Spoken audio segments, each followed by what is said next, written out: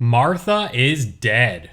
Wow, what a title. With a title like that, now we've established who it is who is no longer living, and now we start asking the questions like, how did she die? What happened? And what's my role in all this? It was my sister, my twin, a part of me, dead. All that and more are revealed in this harrowing psychological horror-filled adventure game. This is not a title that will interest the vast majority of people, as its scenes of trauma and deep, emotionally impactful depictions of violence and psychological warfare are going to be much too troubling and disturbing for most. If, however, you are open to a game that thrills you with its unsettling twists and turns, you may end up learning more about the harsh impacts of emotional scarring and other traumatic experiences some may experience in the process. Without spoiling any of the story, like the game's namesake, Martha is dead. Martha is the twin sister of Julia, the protagonist whom you star as in the game, and it is your job as Julia to uncover the who, what, where, when, why, and hows of her sister's death. The game takes place in Italy during the events of World War II during the German invasion, all set at and around the immediate areas of your Italian villa that your family lives in. The game manages to tell two distinct yet deeply intertwining storylines of the events taking place with Julia as she tries to come to the grips of understanding her sister's death, while also contending with the horrible reality of a massive world war taking place in her very own backyard. This game's depictions of the war is done really well here, with most of the events of the war being disclosed to you by reading the daily newspaper, by listening to the radio, and by progressing the story. Julia's personal story with her sister, Martha, and her mother and father are at the forefront of the game's overarching narrative, given most of the attention, while not completely stealing the spotlight over the World War II happenings. It's clear that what happens with Julia and those around her are very much a product of everything else going on in their lives, including the war, making this tale a particularly harsh realization into the insight of the tragedy and loss we all experience when we are at war. This game is a metaphor of war itself. Even though you do not mow down enemies left and right on the battlefield, this game perhaps tells a war tragedy better than most war games out there by diving headfirst into the warfare that can happen inside the human mind when struggling with finding hope, meaning, and purpose in an already bleak world. Help! Help me! Martha is Dead plays like a first-person adventure game through and through. Players walk or lightly jog around a play space that is decently sized with numerous objectives and items to interact with. Players don't need to master any particular mechanic to progress the game, but the main mechanic at play here that I would mention is the photography. The game goes to great lengths at connecting you to the beautifully realized Italian landscapes around you by requiring you to operate the in-game camera to take photos of specific points of interest to advance the storyline. Photography is an important part of Julia's life, and thus it is really neat to be able to have an in-depth mechanic tied to this part of her. Throughout the game, players will acquire more attachments to their camera, giving the player the freedom to take some nice shots of the scenery around them. In order to develop the photos, the player must venture into the darkroom in Julia's villa to develop them in a brief interactive minigame. I like how involved the photography is in this game, and although it is not used overly so to progress the storyline, I enjoy the optional content associated with the photo taking this game has to offer.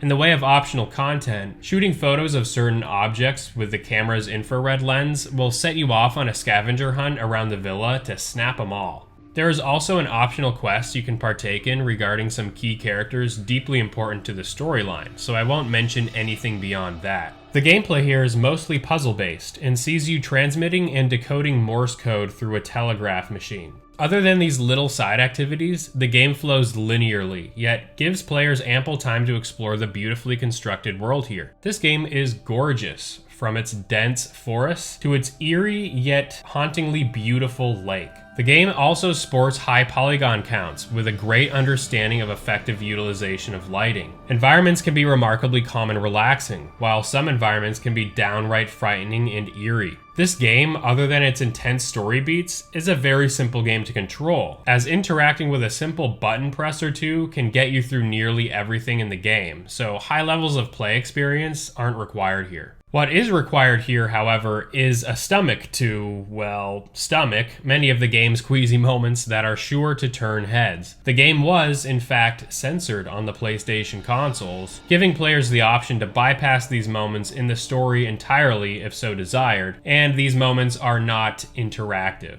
I played the game on the PS5 version, and I decided to experience everything how the game was intended, witnessing all the sensitive scenes, and I understand why some would be put off by how graphic and horrifying the game's subject matter is for some. I appreciate the option to skip these scenes, and I like the plenty of disclaimers about mature subject matters being present before viewing the scenes, giving you a proper heads up about what's to come. The scenes aren't meant to be shocking for the sake of being shocking, yet they are meant to convey the horrifying reality of mental illness and incredible suffering some experience when living through traumatic moments. And even though much of this imagery, of which I won't spoil here, is dramatic and horrifying, and well, disgusting at times, I appreciate its inclusion because it feels appropriate given the message this game is ultimately trying to convey to its players. Now, even though it seems I'm giving the game a lot of praise, I unfortunately had a lot of bugs while playing through the PS5 version of the game. These can hopefully be addressed and fixed in a patch or two, as they are mostly related to the game's performance.